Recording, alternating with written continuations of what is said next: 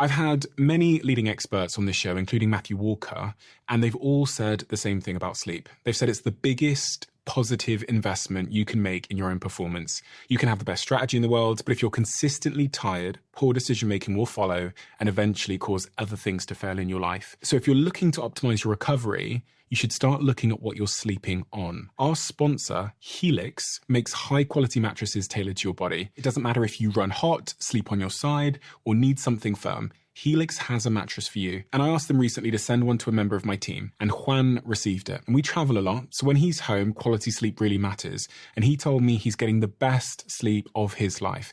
And the data backs it up, with 82% of people in a Helix study saying they saw an increase in their deep sleep. And with a 120-night trial, you've got 4 months to prove it to yourself. You can get 27% off at helixsleep.com/diary. That's helixsleep.com/diary. If you're running a business, people have probably told you to use AI or get left behind. And I get that urgency. Still, AI doesn't fix a messy business. It exposes one, because AI can only work with the information it can see. So if you ask AI something about your business, about stock or sales or customers or about your team, that information needs to be connected to the AI to be useful. That's the idea behind NetSuite by Oracle, the sponsor of this episode. NetSuite is the AI-powered business management suite that securely connects your financials, your inventory, your commerce, your HR, and your CRM into a single source of truth. And with NetSuite Next, AI is built into that connected system. It can surface useful insights, help with routine work, and let you ask questions about your business in plain English. For the first time ever, you can try NetSuite Next for free if your business is generating 7 figures or more. Just go to netsuite.ai/Bartlett. That's netsuite.ai/Bartlett.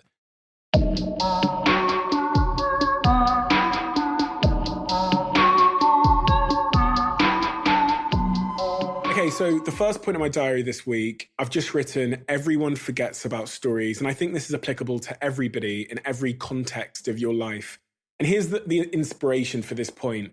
There are so many kids in my DMs and in my emails that start dead clothing brands where they've effectively picked a foreign sounding word and they've made an Instagram page and they're trying to sell t-shirts with this ambiguous random word on it to millions of people. And they're messaging me because nobody's buying their stuff.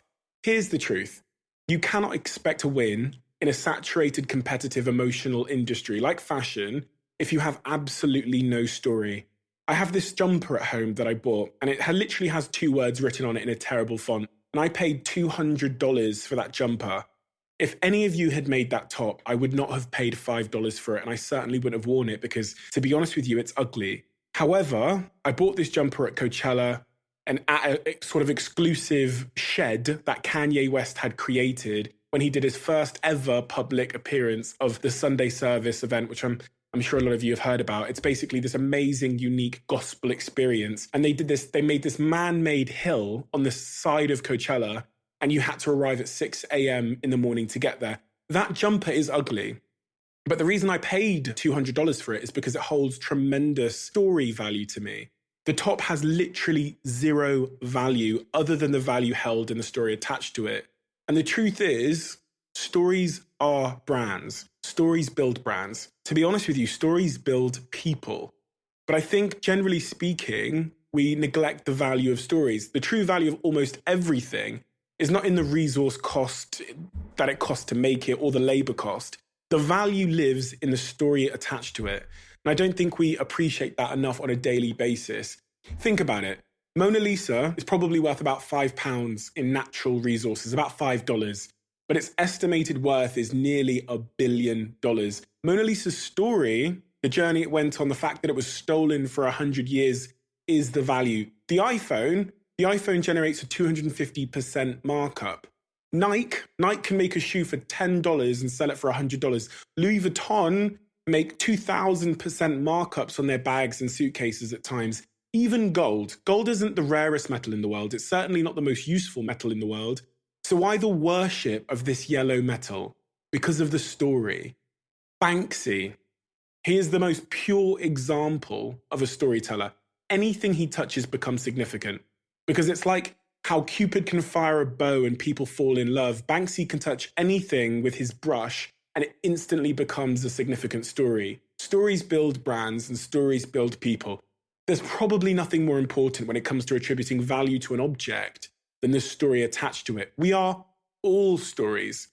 And some of us are more interesting stories than others, to be honest, but we are all stories. And in some cases, the world knows your story. In other cases, your friends and family are the only people that know your story. You make your story every single day, every time you get out of bed. In fact, your story keeps writing itself when you're asleep, every second, every minute, every month, every year, every decade. And here's the important thing. If you can create a great story and you learn how to tell it, whether that's through new mediums like podcasting or social media or the radio or writing or music or other, your life can drastically change. And the power that your story gives you is also an incredible weapon to change the life of and the world for others. Let me give you an example of how much value you can bring to an object or a person with a story. There was this experiment they did called the Significant Objects Project. And it was really simple. I guess the experiment was, what happens when you hire a group of creative writers to make up stories about cheap trinkets and ornaments? And what happens when you then post those stories alongside those items online for sale? This was exactly what Rob Walker and Joshua Glenn did back in 2009 as part of their storytelling experiment. For example, they found a tiny little globe ornament that they bought for $1. And after writing a fake story about this tiny little globe and sticking it on eBay, they sold that globe for $200. Why?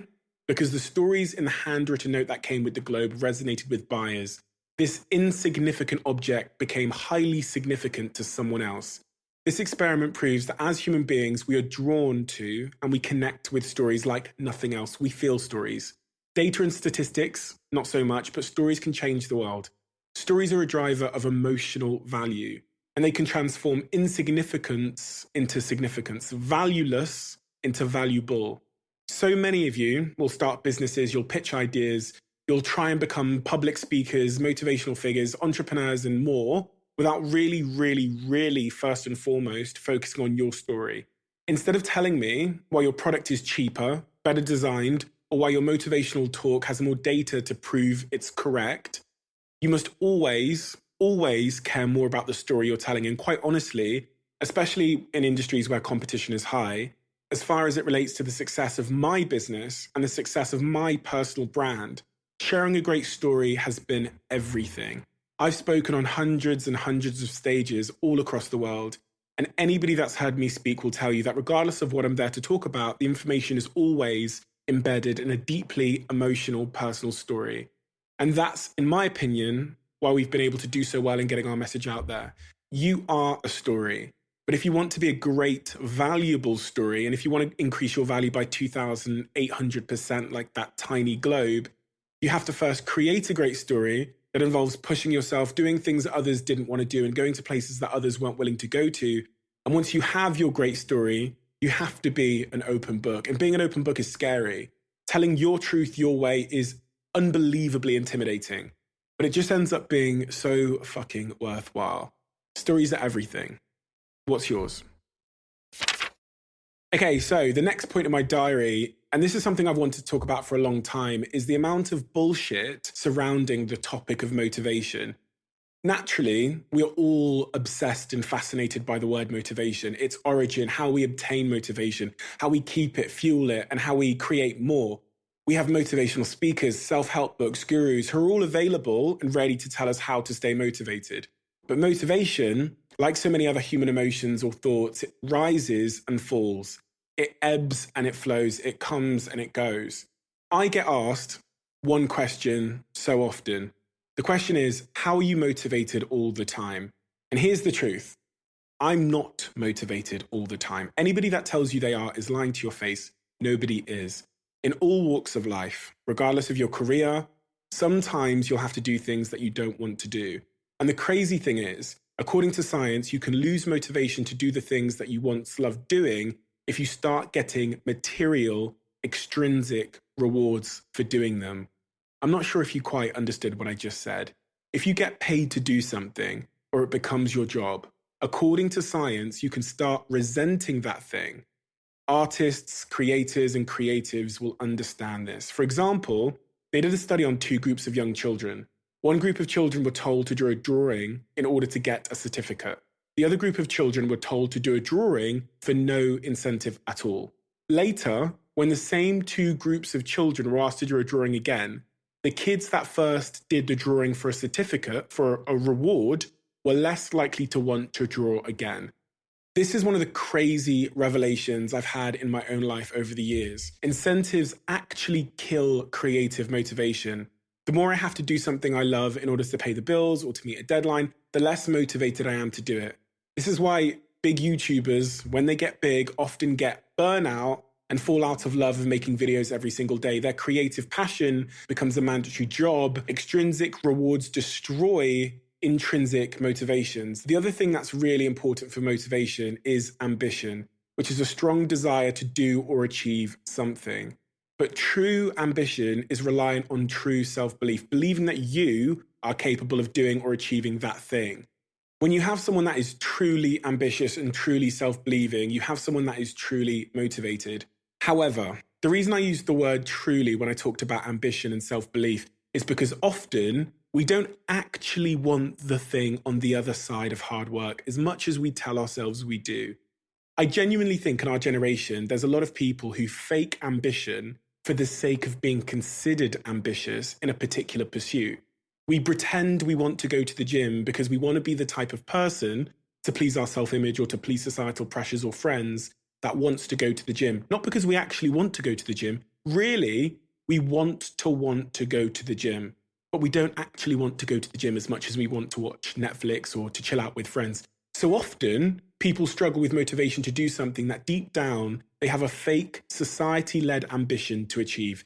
That is a losing battle, and it will drive you further and further into personal despair. This is a situation that's unfortunately made worse by the social media world we live in that tells us all, I guess, that we should stay up all night hustling but wake up at 5 a.m.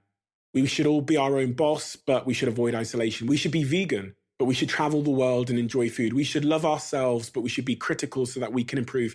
We should drive a Lamborghini, but also an electric-powered, environmentally friendly bike. Be a millionaire, but also a philanthropist and donate. We live in a world where these strong public narratives contradict each other profusely.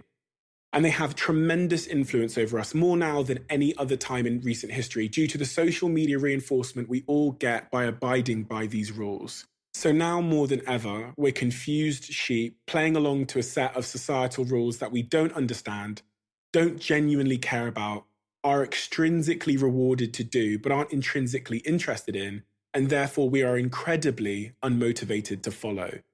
The key is breaking out from the story of how you're meant to be living your life and establishing freedom from as many of these societal narratives as you possibly can, being more honest with yourself about what you actually want to do and why you want to do it, and vice versa, what you don't want to do and why you don't want to do it.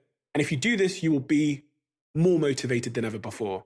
When you're doing things that you actually want to do for your own reasons, not that you feel you need to do for money, for work, or to please your family or friends, you'll be more motivated than any time in your life. But here's what I call the creator's paradox. When you find something that you love doing because it's internally fulfilling, playing the piano, writing, art, photography, there's a pretty significant chance that you'll become so good at it that people will try and pay you to do it. They'll book you to do it. They'll pay you to perform. And once those external rewards creep in, according to science, your internal motivation will likely creep out.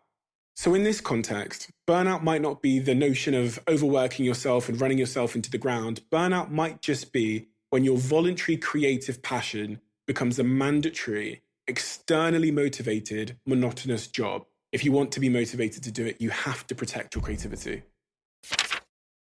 Okay, so the next point in my diary was inspired by something that I actually saw on Instagram. It was a picture of Kylie Jenner, and it had 5 to 6 million likes on it. And it's this picture of her on a boat. She's wearing Chanel underwear. You know, she's very open about the plastic surgery that she's had. There's this amazing backdrop of, it looks like paradise in the background. She's on a yacht, right? She's wearing gold jewelry. And 6 million people liked this photo. And on Instagram, when people like photos, you get to see a little bit of a preview of which one of your friends liked that content. And all of the girls that I know and follow on Instagram seem to like this image. And it really got me thinking about the influence images like this are having on all of our minds at all times. This is something I've been incredibly vocal about on my podcast, on my YouTube channel, on my Instagram, everywhere. This idea that you cannot follow fake and expect to find real. We're all suffering from a lack of real. We idolize fake people like Kylie Jenner, and I think it makes us sick. We associate with fake people in our lives, and we're suffering from a real inherent lack of realness. And when I see this image of Kylie Jenner, I genuinely feel like it's toxic, like it's eroding the mind of our generation. You cannot follow fake and expect to find real. One of my favorite books by Johann Hari beautifully details how our generation are being misled by junk values. It talks about how in your life, if you're being influenced by junk values, the chances are, according to a professor called Tim Kessler, you'll be more anxious, more depressed, and you'll experience less joy. I'm going to keep it facts. In life, some of our guilty pleasures that seem so harmless are silently causing us tremendous mental harm. And one of those things is following fake people and their fake lives as they push their fake junk values onto you. It's not good for you. Just like going to McDonald's and eating burgers isn't good for your body, allowing yourself to be influenced by the wrong people on social media or in the real world is not good for your mind. One of the most important things I did last year was unfollowing and or muting people across all of my social media channels and in my real life that was subtly influencing me negatively. Just like their subtle influence can quite literally ruin your life, their subtle absence has quite literally changed my life for the better. You should do this on your timelines right now, but also in your real life too. It's hard to stop the damage a bad influence can have on your life, but it's easy to prevent that person from ever having the opportunity to do the damage in the first place. And you can do that by unfollowing them, by cutting them out your life.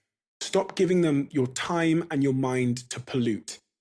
You can't follow fake and expect to find real.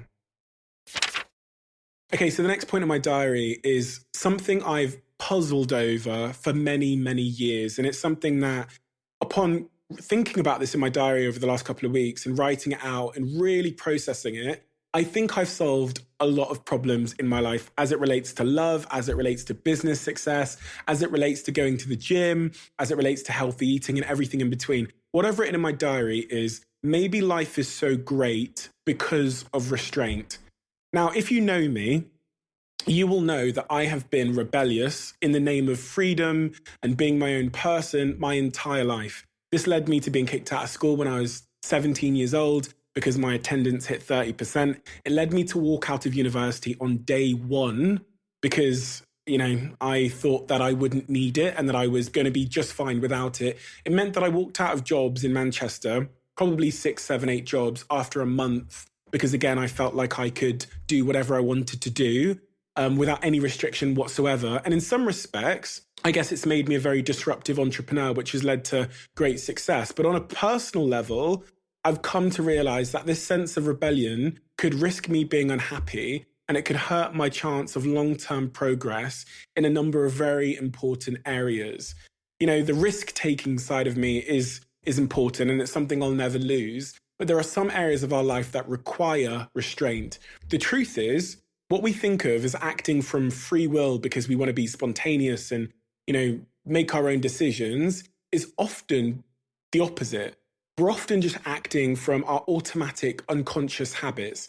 Say you feel angry at someone and you have the urge to lash out at them. If you don't pause to investigate that urge, you end up making a remark or acting in a way that you 100% of the time will regret later when you calm down because you let your unconscious habits take charge. Say you have the intention to go to the gym today, but without stopping to think, you grab a pizza and you eat it and you don't go to the gym. Was that wisdom or was that freedom of choice? Really, that was probably your unconscious habits running the show. Our lives are full of these unconscious habits that are, without us realizing it, running the show. And in many cases, we pass it off as us just living life or being spontaneous, but it's honestly the opposite.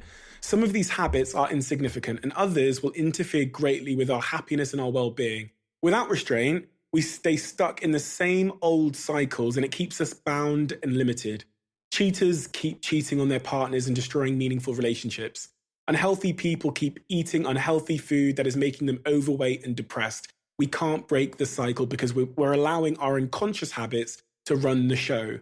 Restraining ourselves offers and creates a window of opportunity for change to happen. When we pause before the habit has us barreling down the road, which always leads to the same disappointing outcome, we create a chance to finally discern between the appropriate, conscious, desired response and the dangerous cyclical habit. We've all been there. The common meaning of the word restraint speaks to holding ourselves back and repressing and trying to keep cool, right? The implication is that by restraining ourselves, we relinquish freedom and sacrifice spontaneity. That's what people generally think when they think of restraint. They think of giving up your freedom and your spontaneity. But in fact, when I really, really think about it, the opposite is true.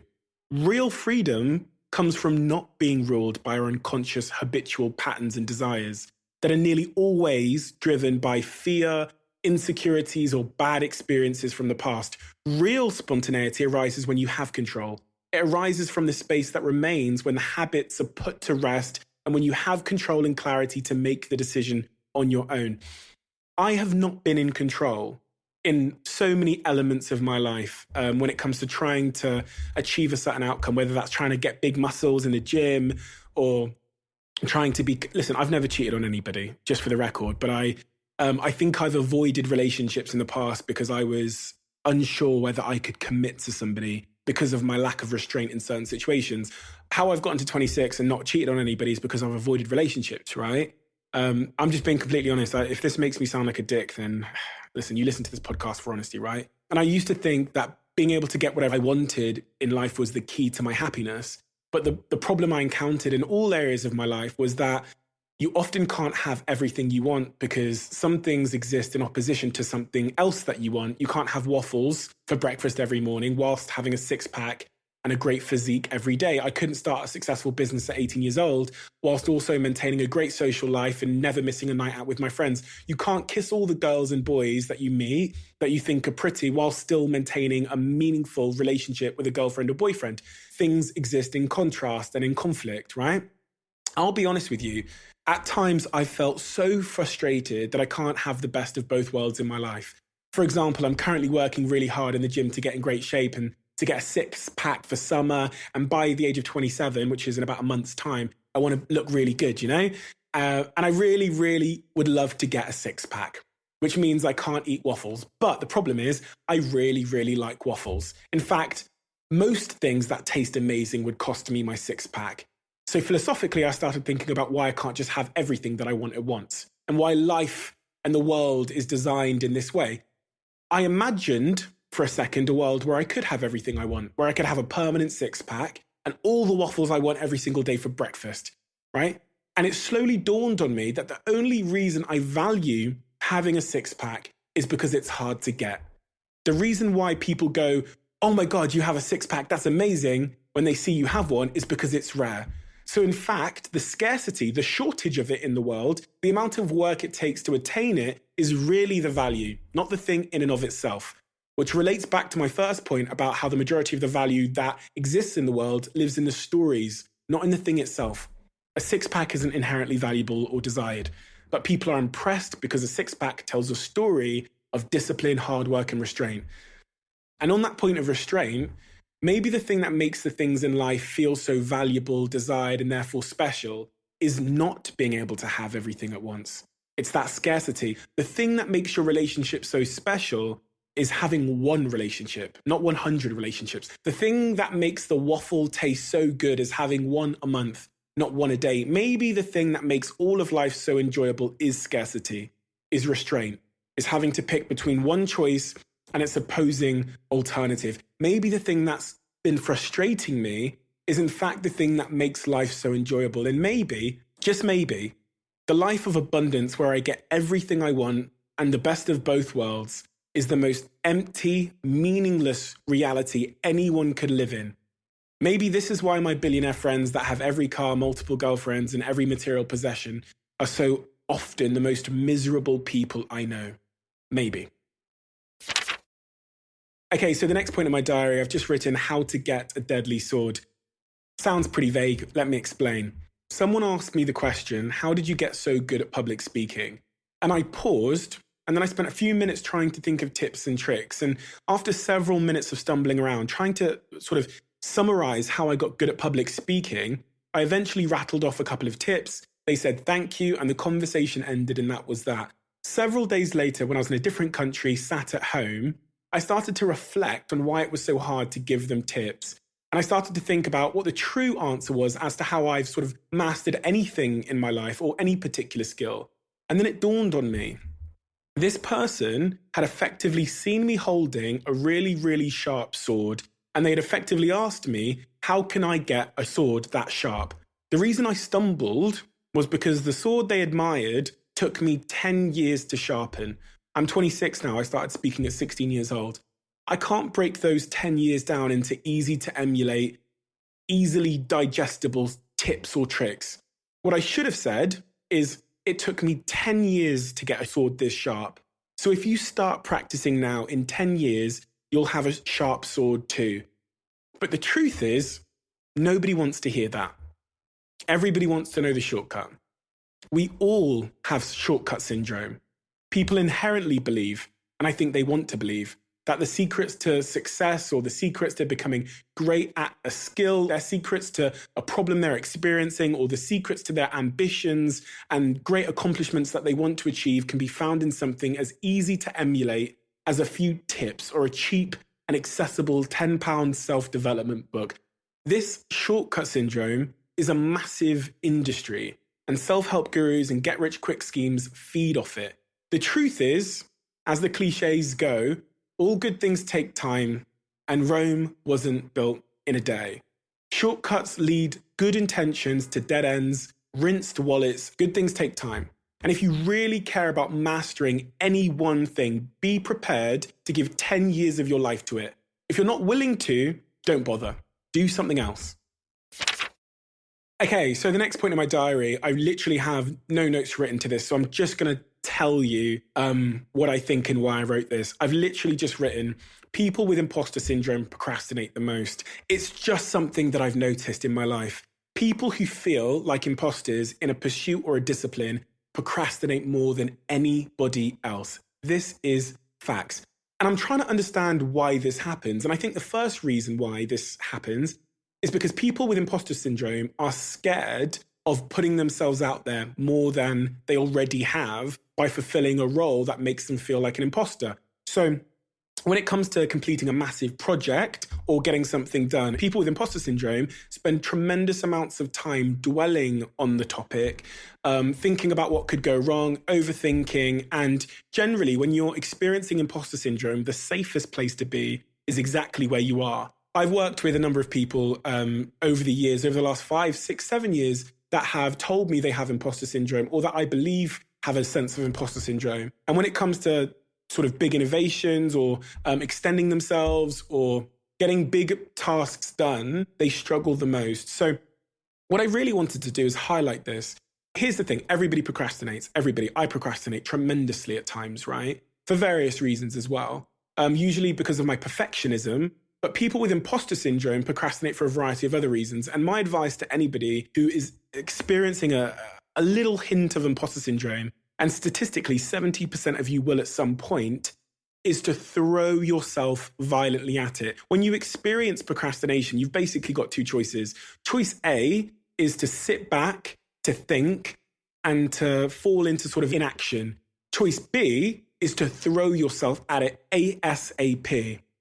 And I've started in my own life, whenever I feel myself procrastinating or whenever I say to myself, oh, I'll start that at 10 p.m. I just need to clean the house first, or, oh, I'll start that then. I want to do this task first, is I grab the thing that my mind told me to avoid and I run at it. And doing that over the last couple of years has dramatically changed my life. The compounding effect at throwing yourself at the things that your mind is telling yourself to avoid is fundamentally life-changing. And yeah, I just wanted to share that with you because I know we've got a lot of imposters out there, and I probably am an imposter to some degree. I think we all fundamentally are.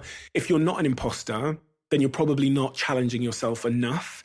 You've probably not gone deep enough. You're probably not in a unknown territory. You're probably not in a growth moment or a growth zone. It probably is the case that the thing that comes after being an imposter is growth. And so I would encourage everybody listening to this podcast to get yourself in a situation where you feel like an imposter, where you feel like the least intelligent or least qualified person in the room or conversation or boardroom you're in.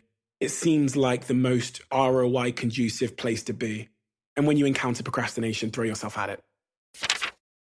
I always end my podcast by talking about relationships and other personal things. So I'm going to make this podcast the same. If you've gotten to the end of this podcast, I feel like you deserve some kind of reward. So what shall I tell you about my life that's very, very personal?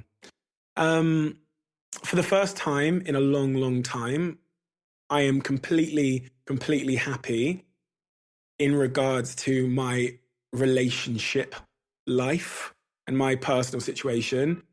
I found a real sense of peace and balance. For the first time in my life, I talk about my family a lot in this podcast and how running my business has really made me a shit family member in many regards. And I've done a number of things this week that I think have brought me a little bit closer to my family. But over the last couple of months anyway, I've been more engaged with my family than I have in recent years. This week, I bought my mum new teeth, which I was super proud of. It's crazy. My mum's quite conscious about how her teeth look, right? And she's been very conscious for a number of years. And being able to buy her new teeth has been more rewarding than anything that I could buy myself. I've now been able to, with my brothers and sisters, buy my dad a continual supply of healthy food that gets delivered to his door.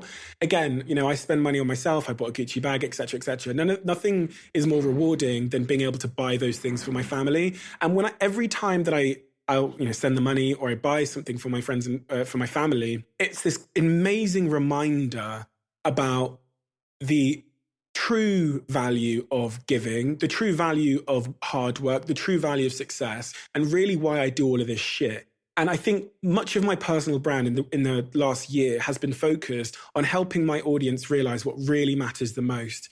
And that's what matters the most. It's those intrinsic things that you do for yourself, not for Instagram or for likes or for validation from the outside world, the things that you do for yourself and the people that matter the most. And here's a bit of a breaking news story for those that got to the end of this podcast. I am now writing a book, and I've been writing this book for the last 6 months. And in this book, I've put all of the ideas that I've never shared online, but the ideas that I think are the most important of all. So as I've been producing content and YouTube videos and podcasts, the ideas that I think are most powerful, I've kept for my book. And I'm super, super excited for all of you guys to read it. I'm in fairly early stages of getting it published and distributed at the moment, but I think you're really going to enjoy it. And I've put my life, my soul, and everything into this book. So yeah. In the next couple of weeks, I'm going to ask all of you to help me pick the title of the book. I've got 3 options at the moment, but I need your advice. Thank you so much for listening to this podcast. It's an incredible honor that anybody would get this far into this podcast. If you have, do me a favor.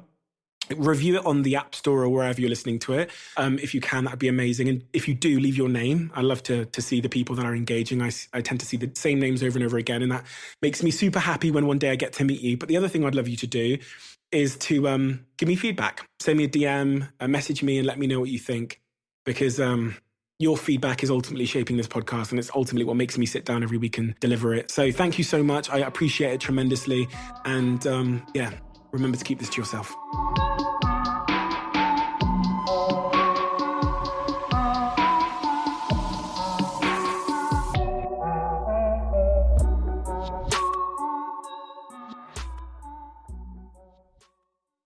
If you're running a business, people have probably told you to use AI or get left behind.